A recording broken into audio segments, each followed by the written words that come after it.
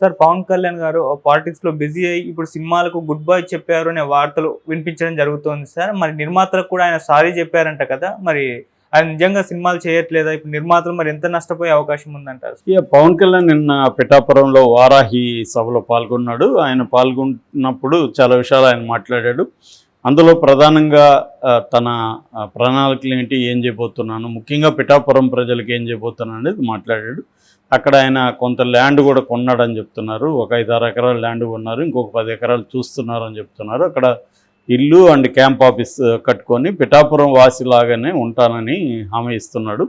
మరి అది ఎంతవరకు సాధ్యమనేది చూడాలి. ఎందుకంటే రేపు పొద్దున ఆయన ఇప్పుడు చంద్రబాబుకి అదే ప్రాబ్లం వచ్చింది. కుప్పంలో సొంత ఇల్లు కూడా లేదని జగన్ పెద్ద ఎత్తున ఆరోపించాడు. అలాగే పవన్ కళ్యాణ్ పిఠాపురంలో సొంత ఇల్లు కూడా లేదని రేపు ఆరోపణలు రాకుండా పవన్ కళ్యాణ్ పిఠాపురాన్ని ఒక శాశ్వత నియోజకవర్గంగా, చంద్రబాబు కుప్పం, జగన్కి పులివెందల, అలాగా పిఠాపురం పవన్ కళ్యాణ్కి ఉండేట్టుగా ప్లాన్ చేసుకుంటున్నట్టు కనబడుతుంది.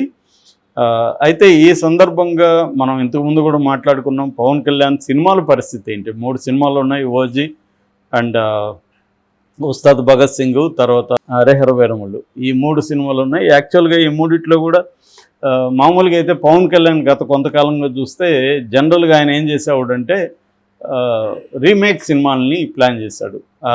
అందుకని ఆయనకి పొలిటికల్గా కూడా ఫుల్ టైం లేదు, ఇటు సినిమాల్లో కూడా ఫుల్ టైం లేదనే పేరు విమర్శ వచ్చింది.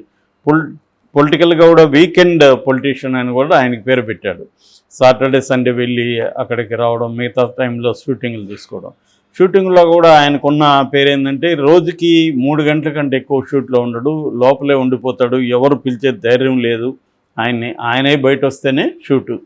ఆయనకెళ్ళి రెడీగా ఉన్నాం సార్ అని ఎవడు చెప్పే పరిస్థితి లేదనేది చాలామంది చెబుతారు, అక్కడ ఉన్న మేనేజర్లు వాళ్ళు. ఎందుకంటే అది ఆయన ఫంక్షన్ స్టైలు, అది వర్కౌట్ అవుతుంది కాబట్టి ఆయన చేస్తున్నాడు. చాలామంది హీరోలు కూడా వాళ్ళ పద్ధతిలో వాళ్ళు పనిచేస్తుంటారు. పవన్ కళ్యాణ్ స్టైల్ ఏంటంటే రోజుకు 3-4 గంటల కంటే ఆయన షూటింగ్లో ఉండడు. మిగతా టైంలో ఆయన తన వాళ్ళతో మాట్లాడుతుండడం, లేకపోతే పుస్తకాలు చదవడం, ఏదో ఒకటి ఆయన పర్సనల్ యాక్టివిటీలో బిజీగా ఉంటారు.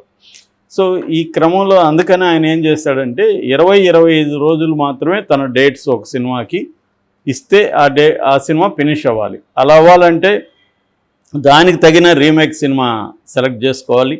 అంటే తన రోలు తక్కువ ఉండి మిగతా సపోర్టింగ్ కాస్ట్ ఉండాలి. సో ఆ విధంగా ఆయన డిజైన్ చేసుకుంటా వచ్చాడు ఇప్పటివరకు. వకీల్ సాబ్ కావచ్చు, భీమ్లా నాయక్ కావచ్చు, ఇవన్నీ కూడా ఈ కైండ్ ఆఫ్ ఫిల్మ్సే. తక్కువ 20 డేస్, రోజుకి యావరేజ్లో ఆయనకి 3 కోట్ల రెమ్యునరేషన్. అంటే ఒక సినిమాకి 50-60 కోట్ల రెమ్యునరేషన్ ఉంటుంది. 20 రోజులు మ్యాక్సిమం షూట్ ఉంటుంది. ఇది ఆయన ప్లాన్.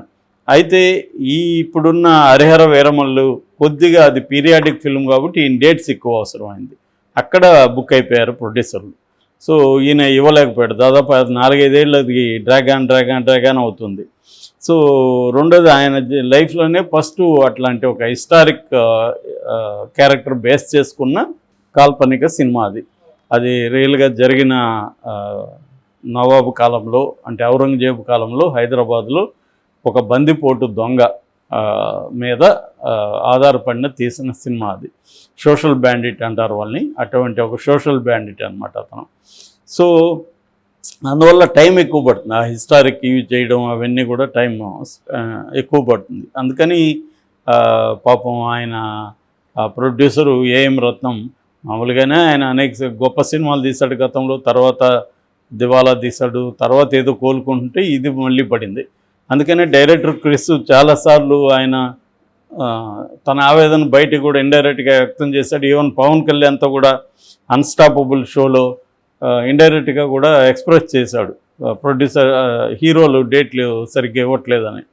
సో ఏదేమైనా ఆయన కూడా తప్పుకున్నాడు. నా వల్ల కాదు, ఇది ఒక టార్చర్ కదా, ముందుకెళ్ళదు వెనక్కి వెళ్ళదు, అక్కడే కదలకుండా పడి ఉంటుంది, ఎప్పుడు అవుతుందో తెలియదు.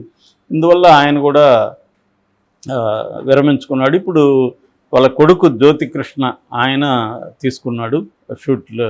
ఆయన ఆల్రెడీ ఏఎం రత్నం కూడా డైరెక్ట్ చేశాడు, పవన్ కళ్యాణ్ కూడా డైరెక్ట్ చేశాడు కదా, మేము ముగ్గురు కలిసి చేసుకుంటామని ఏఎం రత్నం చెప్పాడు. ఈయన అసలు హీరోగానే డేట్లు ఇవ్వకపోతే ఇంక డైరెక్షన్లో ఈయనేమి ఏలు పెడతాడు Pawan Kalyan.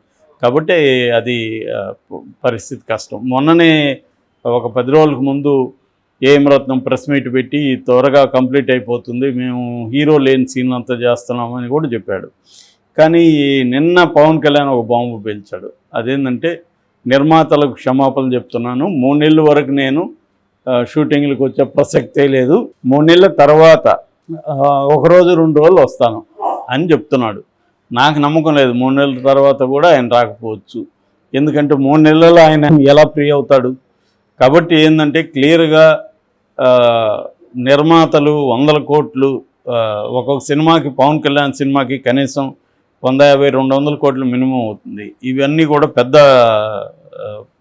Large projects, OG కానీ, తర్వాత ఇది కానీ, ఉస్తాద్ భగత్ సింగ్ కానీ, ఇవన్నీ కూడా పెద్ద బడ్జెట్ సినిమాలే. అంటే 200-300 కోట్లు అయితే మినిమం అవుతుంది. సో ఈయనకి ఈ 200-300 కోట్లకి 4-5 ఏళ్ళ నుంచి వడ్డీల పరిస్థితి ఏంటి? ఎక్కువ భాగం వీళ్ళు ఫైనాన్స్ చేస్తారు.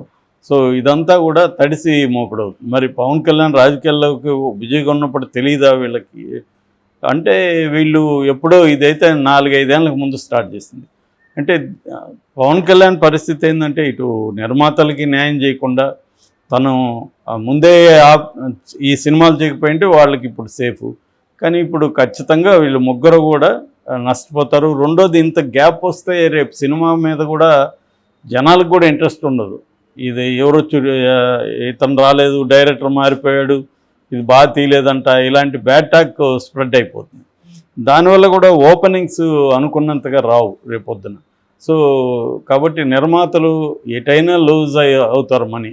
రిలీజ్ అయినా ఇవి లూజ్ అయ్యే అవకాశాలు ఎక్కువ ఉన్నాయి. ఇది ఇప్పుడిప్పుడే కంప్లీట్ కాకుండా ఎప్పుడు రిలీజ్ అవుతాయి ఎవరికి తెలీదు. అటువంటి ఒక సందిగ్ధ పరిస్థితులకి పవన్ కళ్యాణ్ నెట్టేశాడు. అయితే పవన్ కళ్యాణ్ వైపు నుంచి ఆలోచించినప్పుడు ప్రొడ్యూసర్ లాస్ అయితే లాస్ కానీ నేను ప్రజలకి జవాబుదారీగా ఉండాలి, ఎందుకంటే నాకు 5 శాఖలు ఉన్నాయి, నేను డిప్యూటీ సీఎం, సో నేను పనిచేయాలి అనుకోవడం మనకి ప్రజల యాంగిల్లో చూసినప్పుడు అది పాజిటివ్ సైనే.